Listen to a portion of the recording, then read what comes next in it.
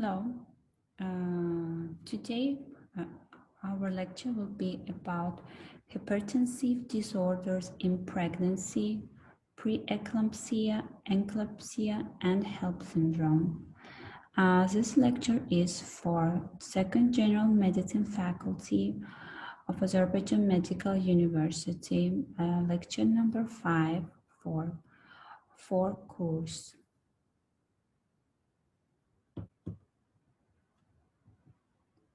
So, hypertensive disorders are the most common medical complication of pregnancy, affecting 6 to 8% of all pregnancies. Approximately 30% of hypertensive disorders in pregnancy are caused by chronic hypertension, and 70% are caused by gestational hypertension. So, classification for hypertensive disorders during pregnancy are gestational hypertension, preeclampsia, eclampsia, preeclampsia superimposed on chronic hypertension, and chronic hypertension with pregnancy. Hypertension in pregnancy may occur before 20 weeks and after 20 weeks. Before 20 weeks, if women have hypertension, it's usually chronic hypertension. After 20 weeks of pregnancy, it may be gestational hypertension, preeclampsia, or eclampsia. Chronic hypertension, if the woman had hypertension before she became pregnant, so it is chronic hypertension. So hypertension is usually, we diagnose hypertension when blood pressure is 140 to 19 or more. So chronic hypertension usually happens before 20 weeks of gestation and persistent after 12 weeks of 12 weeks postpartum. Gestational hypertension usually happen after 20 weeks of pregnancy. Blood pressure return to normal by 12 weeks postpartum. It is the main difference of chronic hypertension. In chronic hypertension, usually in postpartum period, women still have high blood pressure. So in gestational hypertension, after in the 12 weeks of postpartum, blood pressure returns to normal. Systolic blood pressure 114 or more, diastolic blood pressure can be 19 or more. So how I told, it's developed after 20 weeks of pregnancy, and in gestational hypertension there's no proteinuria. Final diagnosis made only postpartum. Other preeclampsia symptoms may be present. Women may have pain in epigastrial area or thrombocytopenia.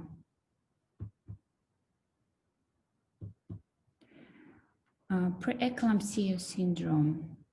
Preeclampsia, it's pregnancy-specific syndromes and can affect virtually every organ system. Preeclampsia syndrome usually develop after 20 weeks of gestation.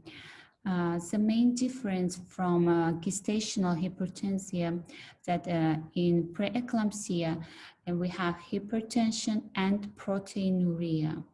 So minimum criteria is high blood pressure 100 or 114 to 90 or more. Then proteinuria 0.3 gram protein in 24 hours urine specimen.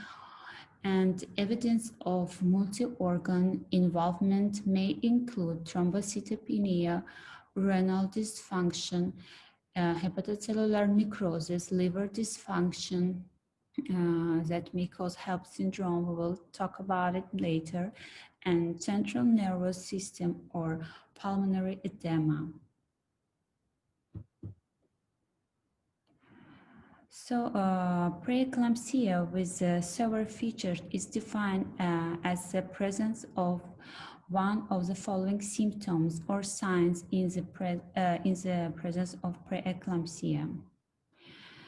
SPP of 116 or higher, or DPP of diastolic blood pressure of 110 millimeter Hg or higher on 2 occasions at least 4 hours apart while the patient is on bed rest. Then impaired hepatic function as indicated by abnormally elevated blood concentrations of liver enzymes to double the normal concentrate, severe persistent upper quadrant of epigastric pains that does not respond to pharmacotherapy and is not accounted for by alternative diagnoses or both. Also progressive renal insufficiency, serum creatinine concentration more than 1.1 milligram, or doubling of the serum creatinine concentration in the absence of the other renal disease.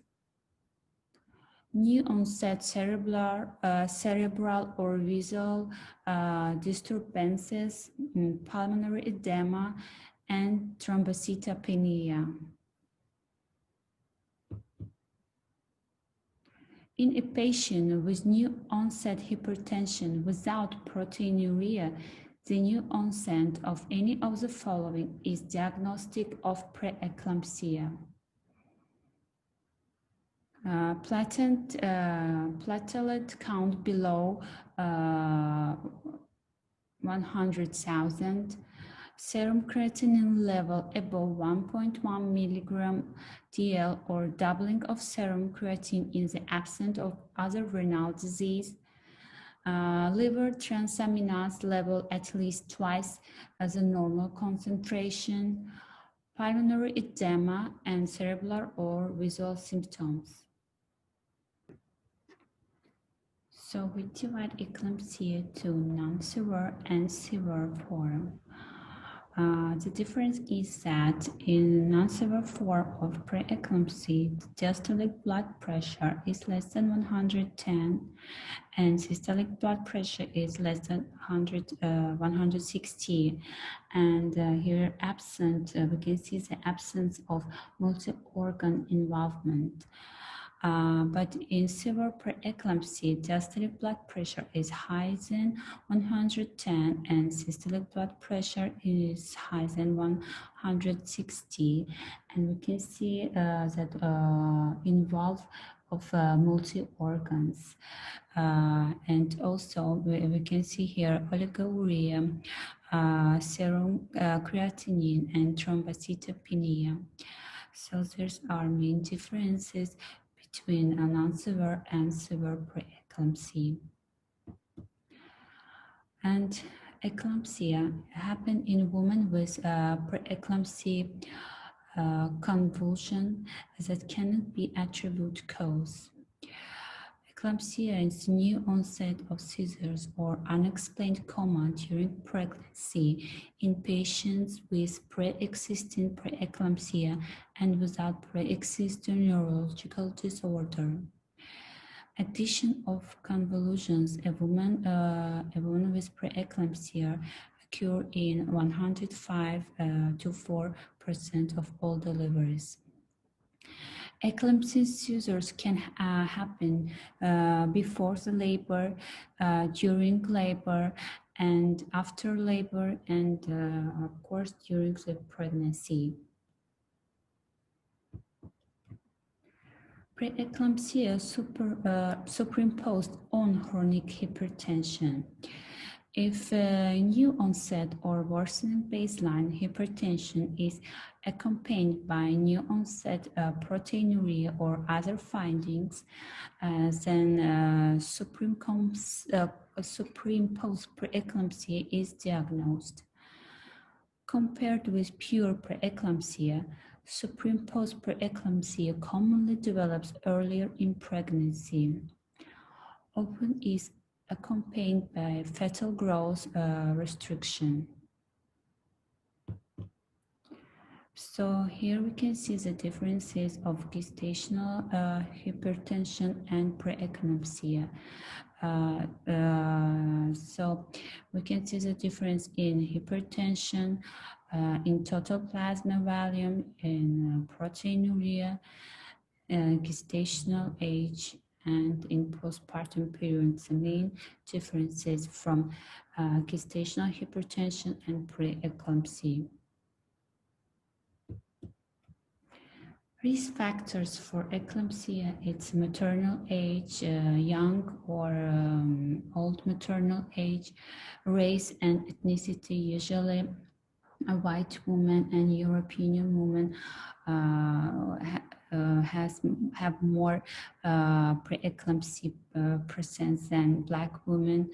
Obesity, a family history of hypertension, history of preeclampsia, and bad habits like smoking, taking drugs, and alcohol. It may be the risk factors of preeclampsia to develop. Etiopathogenesis. Hypertensive disorder in pregnancy are more likely to develop in women with the following characteristics. First, are exposed to chronic villi for the first time, are exposed to superabundance of chronic villi as with twins or hydatidiform mole, have pre-existing condition of endothelial cell activation or inflammation such as diabetes or renal or cardiovascular disease, are genetically predisposed to hypertension developing during pregnancy. A fetus is not required for eclampsia to develop. Presence of chronic villi is essential but need to be intrauterine. Preeclampsia syndrome characterized by abnormalities that result in vascular endothelial damage with a result vasospasm and transsuduration of plasma and ischemic and thrombotic sequelae. Etiology. An imposing number of mechanisms have been proposed to explain cause of eclampsia. Placental implantation with abnormal trophoblastic invasion of uterine vessels. Immunological maladaptive tolerance between maternal, placental, and fetal tissues.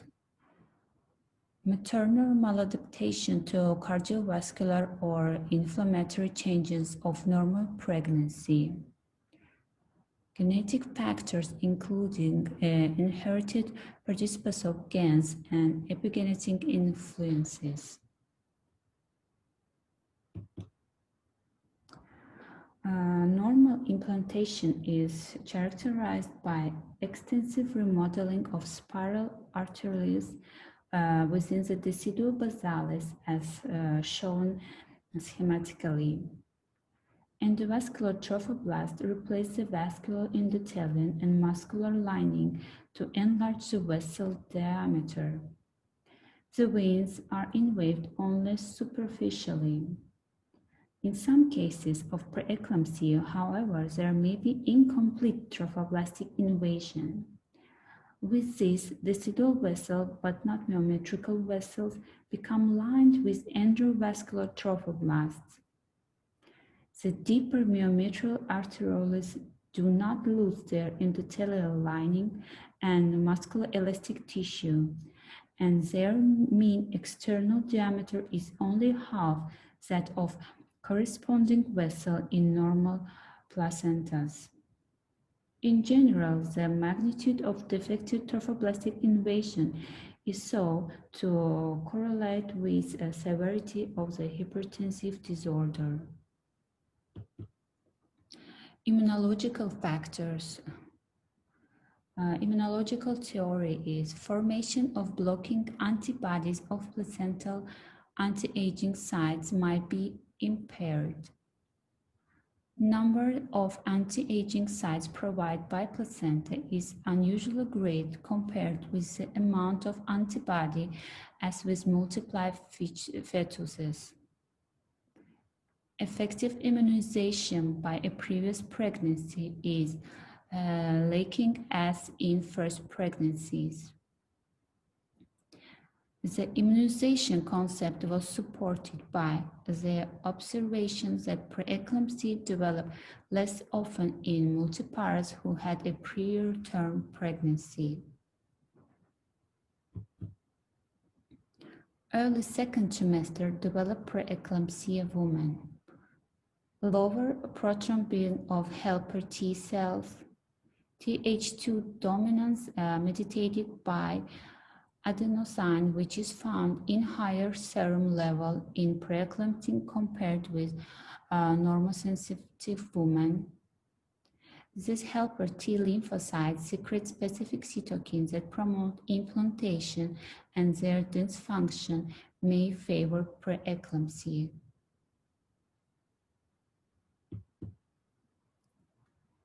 Endothelial cell activation. In many ways, inflammatory changes are believed to be continuation of this stage change, usually by defective placentation, as discussed above. In response to placental factor released by ischemic changes or by any other inciting cause, a cascade of events begin. Those anti-aging and metabolic factors and other inflammatory mediators are thought to provoke endothelial cell injury. Endothelial cell dysfunction may result from an extra-activated state of leukocyte in the maternal circulation. Cytokines such as tumor necrosis factor and the interleukins may contribute to the oxidative stress associated with preeclampsia. This is characterized by reactive oxygen species and free radicals that lead to formation of cells propagating lipid peroxides.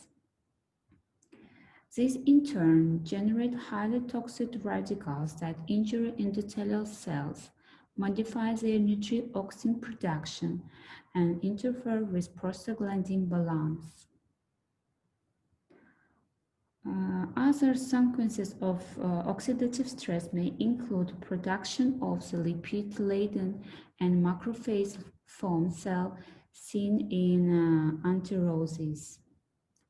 Activation of microvascular coagulation manifests by thrombocytopenia, and increased capillary permeability manifests by edema and proteinuria. Genetic factors. From a hereditary viewpoint, preeclampsia is a multifactorial polygenetic disorder.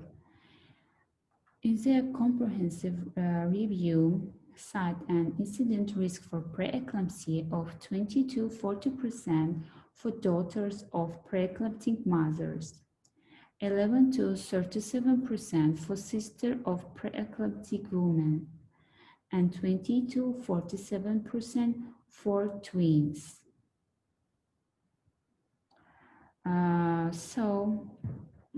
Genetic component for gestational hypertension and for eclampsia, they also reported 60% cork-down in monozygote female twin pairs. The hereditary predisposition for eclampsia likely is the result of interaction of literally hundreds of inherited genes, both maternal and paternal, that control mirrored enzymatic and metabolic functions throughout every organ system. Plasma-derived factors may include some of this gain in preeclampsia. Those clinical manifestations in any given woman with preeclampsia syndrome will occupy a spectrum of previously discussed. In this regard, phenotypic expression will differ among similar genotypes depending on interactions with environmental factors.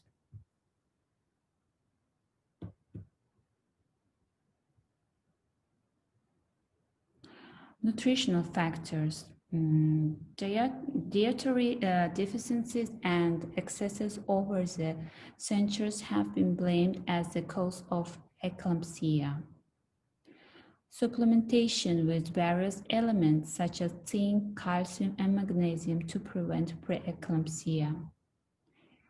Obesity is a potent risk factor for eclampsia.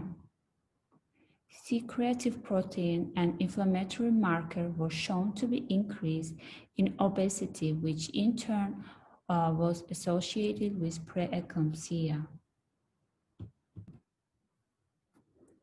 Pathogenesis of vasospasm. Endothelial activation causes vascular constriction with increased resistance and subsequent hypertension. Endothelial cell damage causes interstitial leakage through which blood constituents, including platelets and fibrinogen, are deposited subendothelially. With diminished blood flow because of maldistribution, ischemia of the surrounding tissue can lead to necrosis, hemorrhage, and other end organ disturbances characteristic of the syndrome. One important clinical correlate is the markedly attenuated blood volume seen in women with severe preeclampsia. Pathogenesis of endothelial cell activation. Endothelial cell injury has become the centerpiece in the contemporary understanding of preeclampsia pathogenesis. Protein factor, likely placental, are secreted into the maternal circulation and provoke activation and dysfunction of the vascular endothelium. Many of the facets of the clinical syndrome of preeclampsia are thought to result from these widespread endothelial cell changes. Intact endothelium has anticoagulant properties and endothelial cell blunt the response of vascular smooth muscle to agonized by releasing nitric oxide. Damaged or activated endothelial cells may produce less nitric oxide and secrete substances that promote coagulation and increase sensitivity to vasopressors. So specific changes happen in some organ systems. Changes associated with preeclampsia may happen in cardiovascular system, in renal system, in hematological system, and in the central nervous system.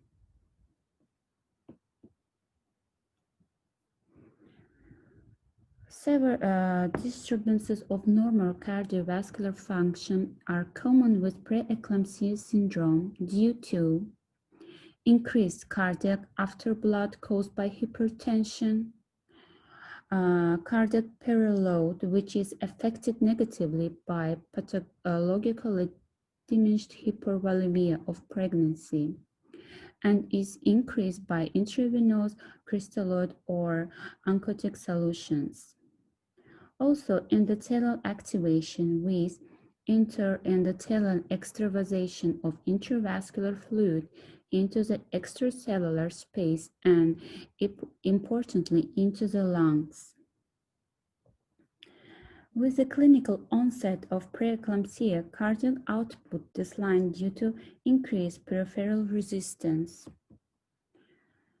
plus hyperdynamic ventricular function, elevated pulmonary capillary wedge pressures. First, pulmonary edema may develop despite normal ventricular function because of an alveolar endothelial epithelial link.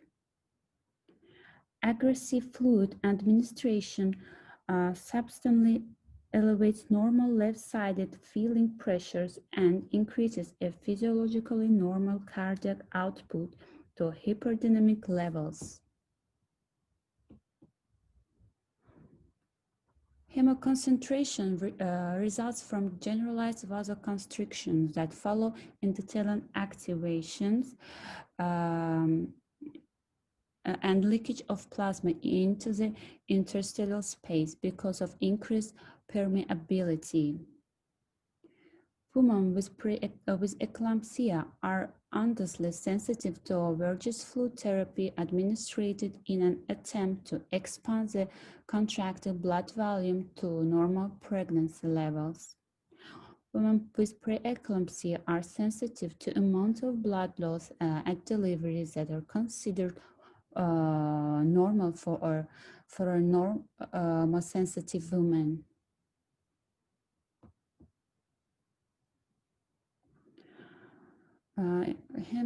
Cardiovascular system hemodynamic changes during preeclampsia, cardiac output elevated before hypertension develops an normal pregnancy. With clinical onset of preeclampsia, marked reduction in cardiac output and increased peripheral resistance. By contrast, in gestational hypertension, it's elevated cardiac output with development of hypertension. Other hematological changes is thrombocytopenia, overt thrombocytopenia, platelet count, less than 100,000 ml indicates severe disease. Lower the platelet count, the higher the rate of maternal and fetal morbidity and mortality. In most cases, delivery is advisable because thrombocytopenia usually continues to worsen. After delivery, the platelet count may continue to decline for the first day or so. It then usually increases progressively to reach a normal level within 3 to 5 days. And during this increasing levels may develop Hellp syndrome, and I will give you later more information about Hellp syndrome. Endocrine changes, plasma levels of renin, angiotensin II, angiotensin 1,7, aldosterone, and arterial natriuretic peptide are substantially increased during normal pregnancy. Deoxycorticosterone is a potent mineralocorticosteroid that is also increased, remarkable in normal pregnancy.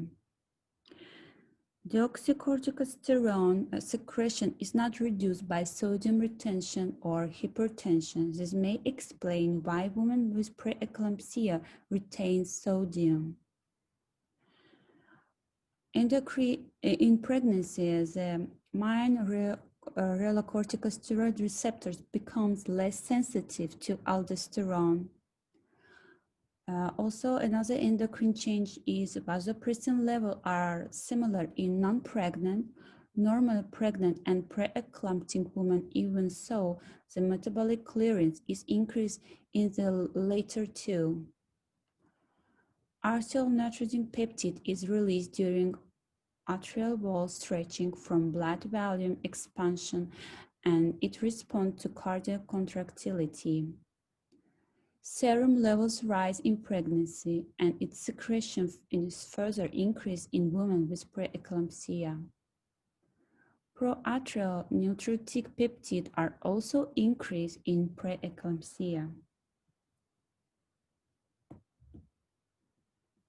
During normal pregnancy, renal blood flow and glomerular filtration rate are increased. With development of preeclampsia, there may be a number of reversible anatomical and pathophysiological changes. Of clinical importance, renal perfusion and glomerular filtration are reduced. Levels that are much less than normal non-pregnant values are infrequent and are the consequence of the severe disease. A small degree of decreased glomerular filtration may result from reduced plasma value. Most of the decreasement, however, is from increased renal afferent arterial resistance that may be developed up to 5-fold. And there are also morphological changes characterized by glomerular endothelial blocking and the filtration barrier. In most preeclamptic women, urine sodium concentration is elevated. Urine osmolality, urine plasma creatinine ratio, and fractional extraction of sodium also indicate that a prerenal mechanism is involved. Intensive intravenous fluid therapy is not indicated as treatment for preeclamptic women with oliguria. Exceptions are diminished urine output from hemorrhage or fluid loss from the vomiting or fever.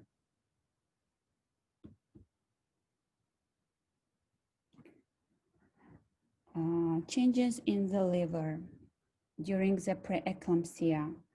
Symptomatic involvement is considered a sign of severe disease.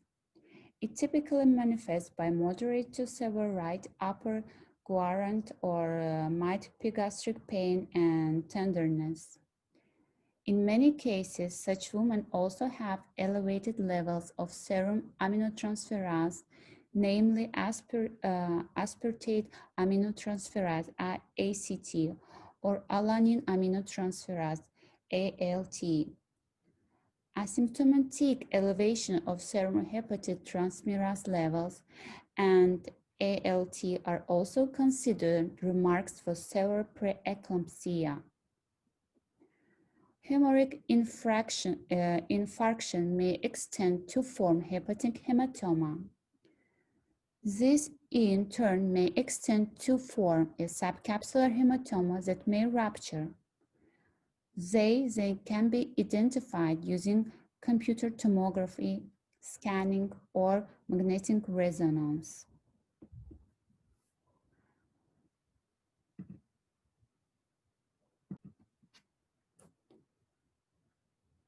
Also, during preeclampsia, neurological changes may happen. There are several neurological manifestations of preeclampsia syndrome. It's headache, convulsions, blindness, and generalized cerebral edema. Usually 50 to 75% of women have headaches and 20 to 30% have visual changes of preeclamptic convulsions. The headaches may be mild to severe and intermittent to constant. And usually, they don't usually respond to traditional analgesia, but they do improve after magnesium sulfate treatment. Convulsions are the second potential manifestation and are diagnostic for preeclampsia. They are caused by excessive release of excitatory neurotransmitters, especially glutamate, massive depolarization of network neurons, and burst of active action potentials. Blindness is rare with preeclampsia. It usually happens with headache and convulsions.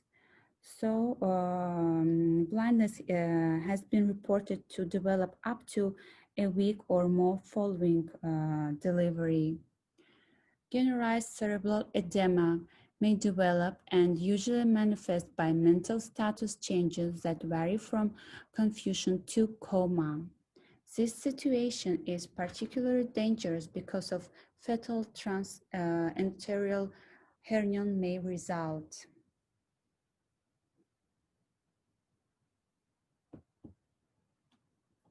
Prediction and prevention of preeclampsia. Provocative pressure tests. Three tests have been extensively evaluated to assess the blood pressure rise in response to a stimulus. Rollover tests measure the hypertensive response in women at 28 to 32 weeks who are resting in the left lateral decubit position and then roll over to the supine position. Usually, its increased blood pressure signifies a positive test. Isometric exercise test employs the same principle by squeezing a handball. Angiotensin II infusion test is performed by giving incrementally increasing doses intravenously, and hypertensive response is quantified. Uterine artery Doppler faulty thromboplastic invasion of the spiral arteries results in diminished potential perfusion and upstream increased uterine artery resistance. Increased uterine artery velocimetry determined by Doppler ultrasound in the first 2 trimesters should provide indirect evidence of this process and thus serve as a predictive test for preeclampsia. Increased flow resistance results in abnormal waveform represented by extragardiastolic node. Another way to prevent preeclampsia is a dietary manipulation. It means low salt diet, calcium or fish oil supplementation daily. It may be exercise, it means physical activity, stretching, cardiovascular drugs, diuretics, antihypertensive drugs, antioxidants, ascorbinic acid, vitamin D, antithrombin drugs, low-dose aspirin, or aspirin plus heparin or aspirin plus ketanserin. These are this is method to prevent eclampsia.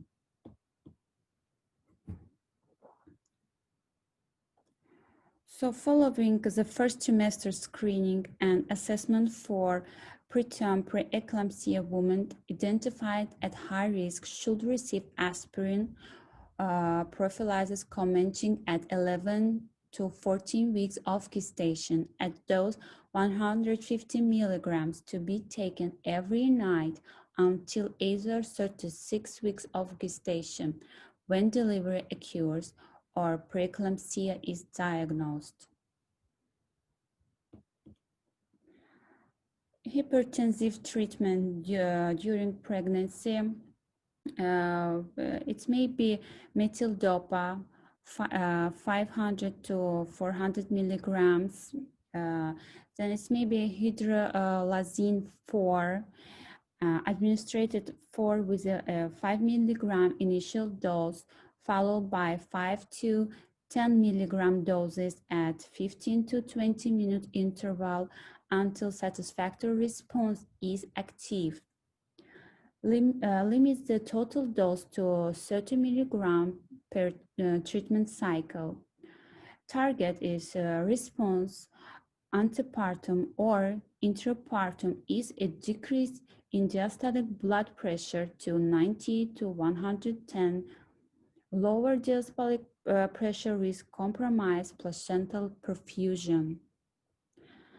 Labetalol, alpha-1, and non-selective beta blocker.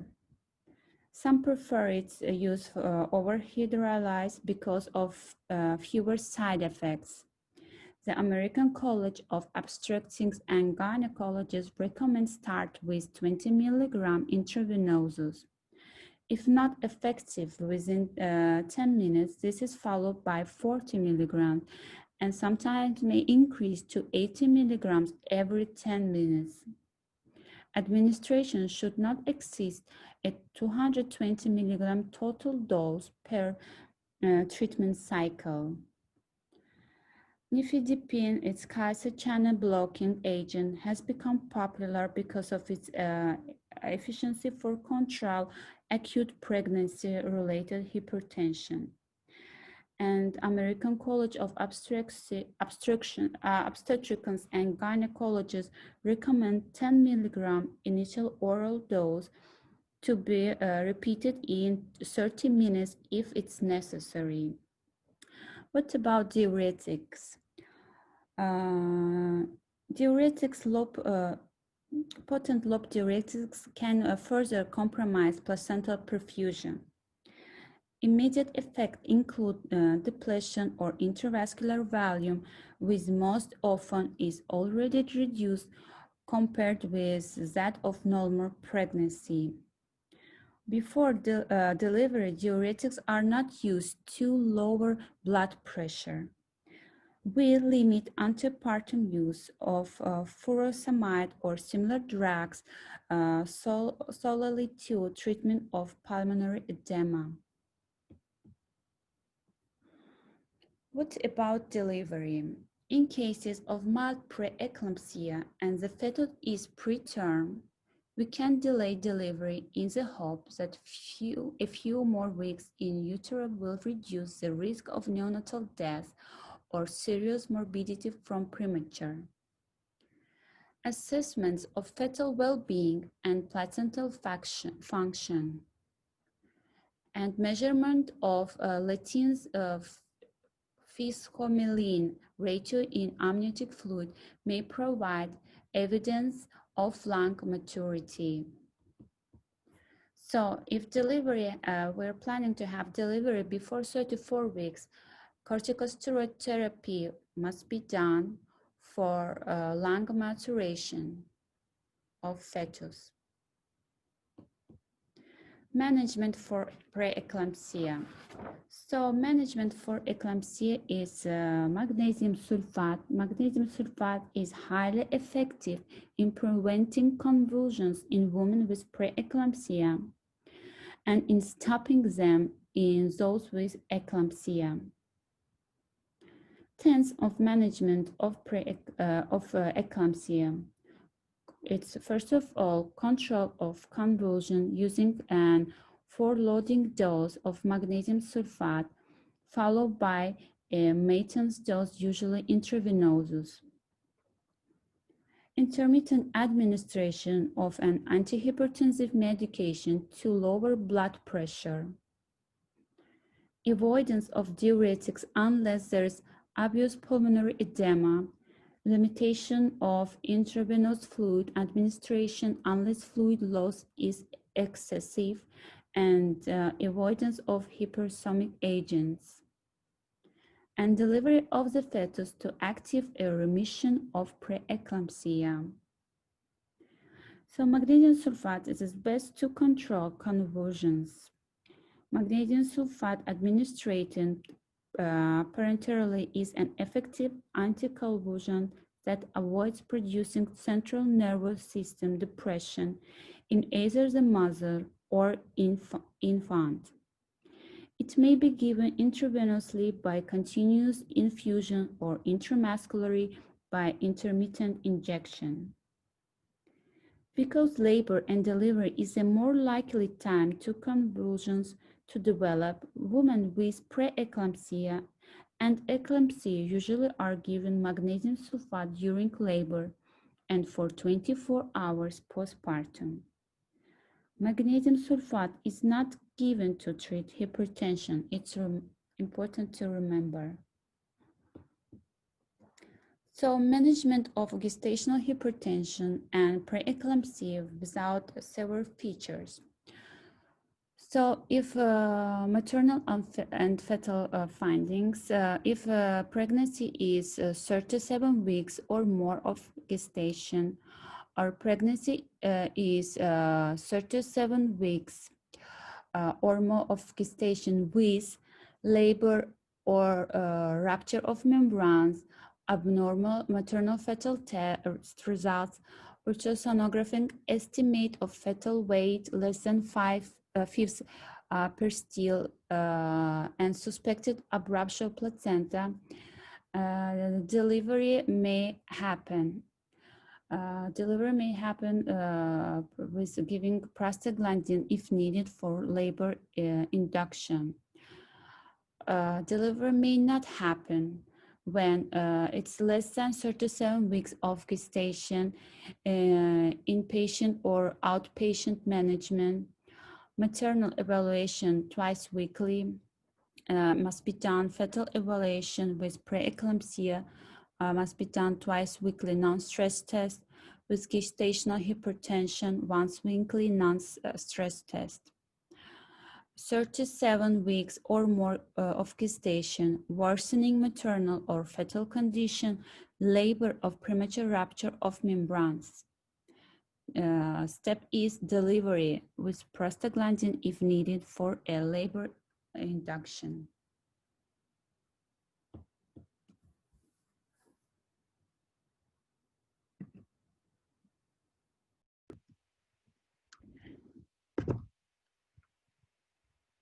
Hellp syndrome usually develops in the last trimester of pregnancy, but may occur earlier or even present postpartum. The cause of symptoms is unknown. Some experts believe that the Hellp syndrome is a form of severe preeclampsia. Approximately 10–20% of women who develop preeclampsia will develop Hellp syndrome.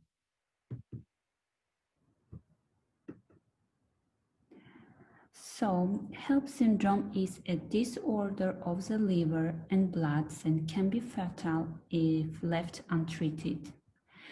The symptoms of Hellp syndrome are wide-ranging and vague and can be also difficult to initially diagnose. So what is the Hellp syndrome? The name Hellp syndrome is an acronym of 3 major abnormalities seen on the initial lab analysis. H is for hemolysis, EL, elevated liver enzymes, and LP, low platelet count. Hemolysis refers to be a breakdown of red blood cells. In people with hemolysis, the red blood cells get broken down too soon and too rapidly. This may result in low red blood cell levels and can eventually lead to anemia, a condition in which the blood doesn't carry enough oxygen to the rest of the body. Elevated liver enzymes indicate that liver isn't functioning properly. Inflamed or injured liver cells leak high amount of certain chemicals, including enzymes, into blood. Platelets are components of the blood that can help clotting. When the platelet levels are low, develop an increased risk of excessive bleeding. Risk factors for Hellp syndromes are pre-existing high blood pressure or diabetes, maternal age. Hellp syndrome has been shown to occur in older maternal age group with a mean age of 25 years. In contrast, preeclampsia is most common in younger patients, usually 19 years. So Hellp syndrome may occur in women who carries multiple pregnancies, women who was having a previous history of preeclampsia, previous pregnancy with health and race. The incidence of Hellp syndrome is significantly higher in white women and in European women. Symptoms of Hellp syndrome. The physical symptoms of Hellp syndrome that patient can notice are very much like symptoms of preeclampsia. Pregnant women developing Hellp syndrome may experience one or more of these symptoms. Headache, nausea, vomiting, these symptoms also appear in the first trimester of pregnancy, but usually in the last trimester, headache and vomiting not appears. If in the last trimesters headache and vomiting appear, it can be a sign of the Hellp syndrome. One of the special sign of the Hellp syndrome is abdominal or chest tenderness and upright upper side pain from liver distension. It's usually it's heart pain. Women feel heart pain. Also shoulder pain or pain when breathing deeply. Also, she may have bleeding, changes in vision and swelling. Laboratory studies include type and screen, complete blood cell count, thrombocytopenia, anemia with possible reticulocytes, coagulation studies, peripheral smear, serum aspirate aminotransferase, lactate dehydrogenase level. So complete metabolic panel must be checked. And it's very important to check bilirubin levels, haptoglobin levels, fibrinogen levels, and of course, D-dimer. Women with Hellp syndrome usually have these laboratory analysis answers, like she usually has increase of IST or IL-10, increase of bilirubin, increase of PTT, and increase of D-dimer. And usually it's decrease of fibrinogen, decrease of hemoglobin hematocrit, decrease of haptoglobin.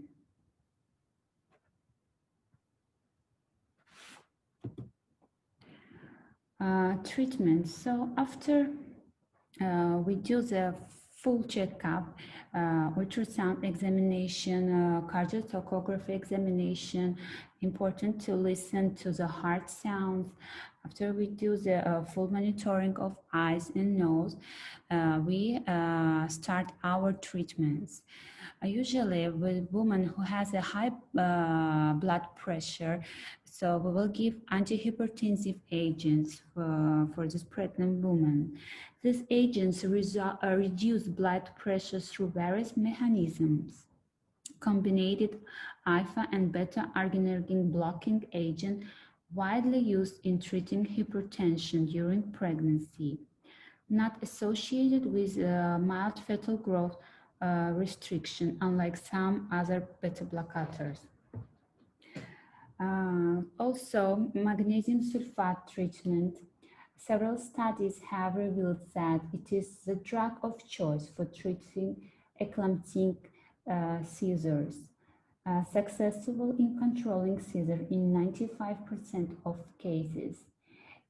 Agents give physiologic advantages to fetus by increasing uterine blood flow. Inhibits the release and acetylcholine at motor and plate and motor and plate. In addition, magnesium has direct effect on skeletal muscle by virtue of competitive antagonistic effects with calcium.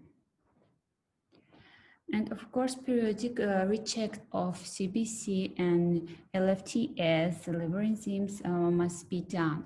If we see that there is it's not getting better, so CBC and LFTC getting higher, then abdominal CT must be done. Abdominal CT must be done because we have to look for subcapsular hematoma in the liver. If it's after all this treatment, if it's unable to stabilize the patient, then we have to send her to delivery. If delivery happened before 30 weeks and the patient is stable, dexamethasone must be done and delivered after 24 and 28 hours. If the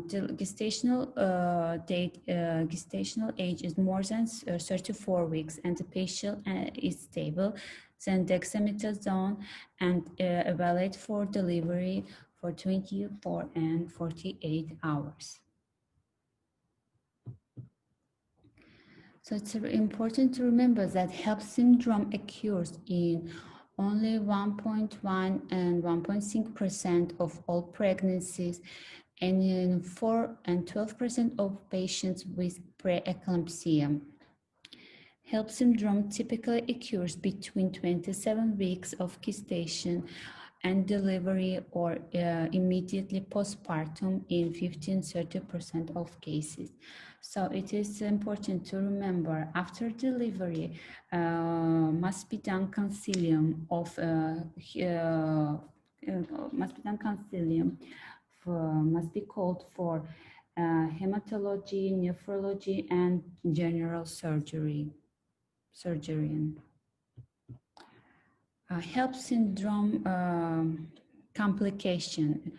It's abrupture placenta, subcapsular hematoma of liver, hepatic rupture, disseminated intravascular coagulation, pulmonary edema, and acute renal failure. So it is kind of similar to the severe preeclampsia, but the main difference is that in the Hellp syndrome, the most complication in the Hellp syndrome, it's a submuscular hematoma of liver.